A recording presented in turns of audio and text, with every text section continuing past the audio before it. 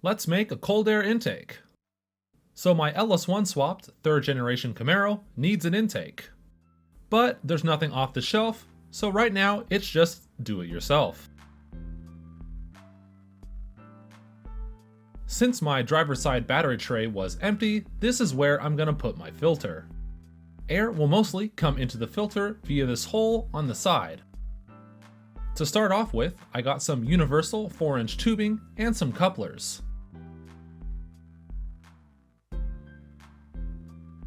After scouring Summit Racing's website for filters, I found a filter that fits in this little area. It's a filter that's meant for a Mopar Hemi. It happens to fit, and it's hilariously huge. A cold air intake isn't cold unless it has some form of heat shield to keep hot air from entering the intake. This cardboard is my rough template for the heat shield. The universal intake tube is a little bit too long, so it needs to be cut. My metal chop saw with an aluminum blade makes quick work of it. The burrs are removed from the tube.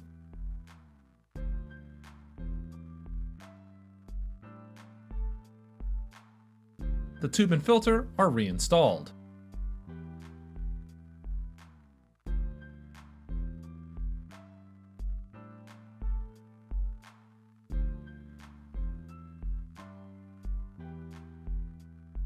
It looks like this is going to work. A normal person might trace the cardboard to an aluminum sheet and just use that. But since I'm a crazy person, I instead 3D printed my heat shield. This plastic heat shield isn't done yet, but it's a decent prototype.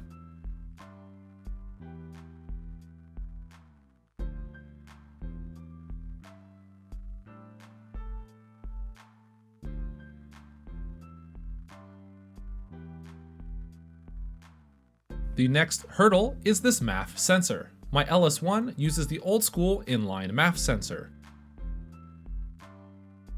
GM recommends having a decent amount of straight tubing before and after the MAF sensor. That way it'll be the most accurate. But I'm space limited, so I'll put it roughly in the center of the tube. A quick mark in the center, and it's off to the chop saw.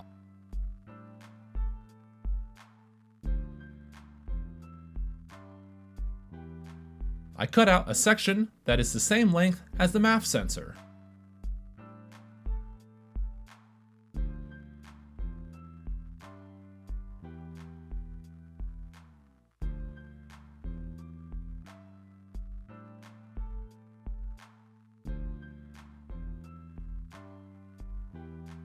A flapper wheel removes the cut marks and the burrs.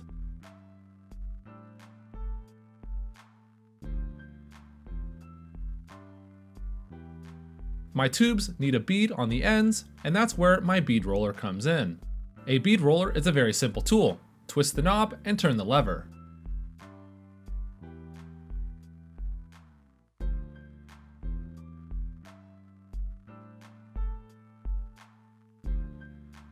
Now the intake can be assembled.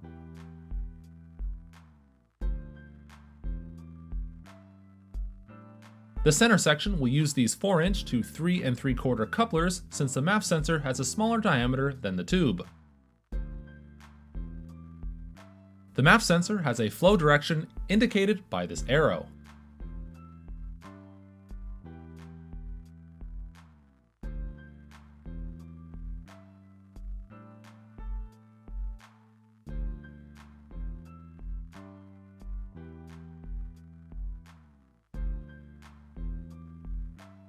Some temporary hose clamps keeps everything together.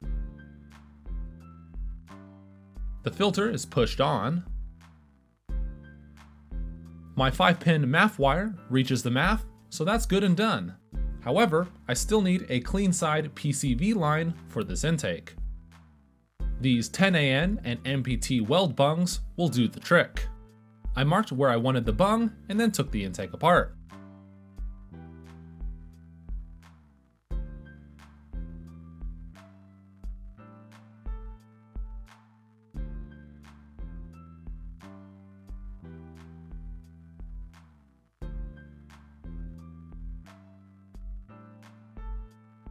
I drilled the appropriately sized holes for the bungs and then deburred them very well.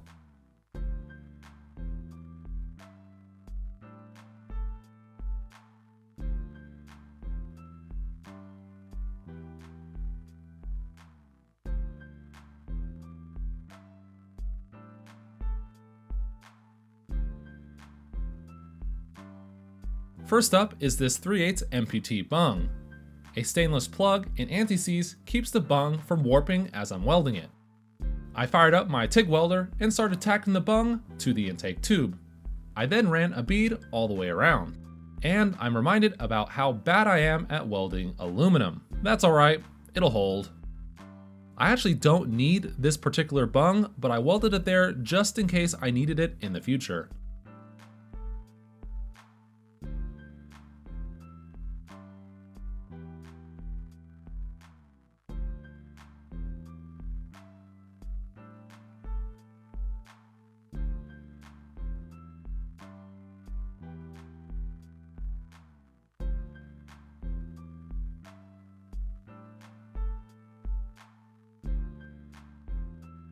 The 10AN bung gets a cap with anti-seize.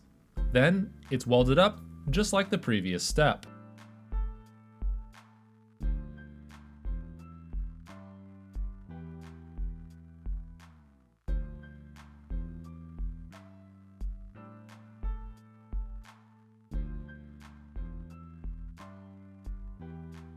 Overall, I think it turned out alright.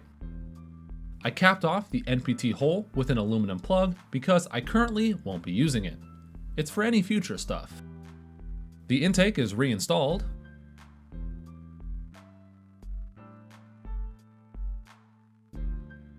This 3/8 rubber cap plug blocks off this factory filter hole.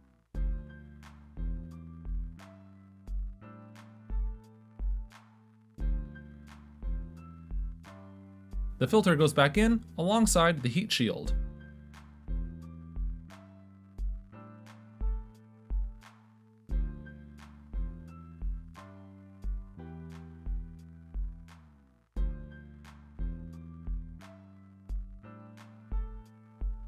So now I need to plumb a -10 AN line for the PCV clean side.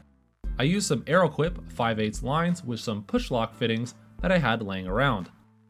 Some hot water and lube makes installing the tube very easy.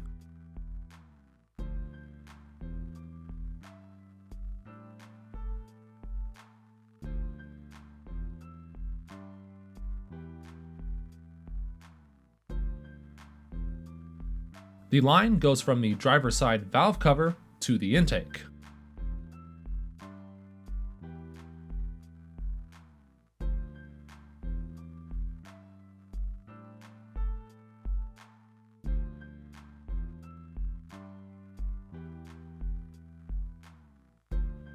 I think this cold air intake turned out pretty well.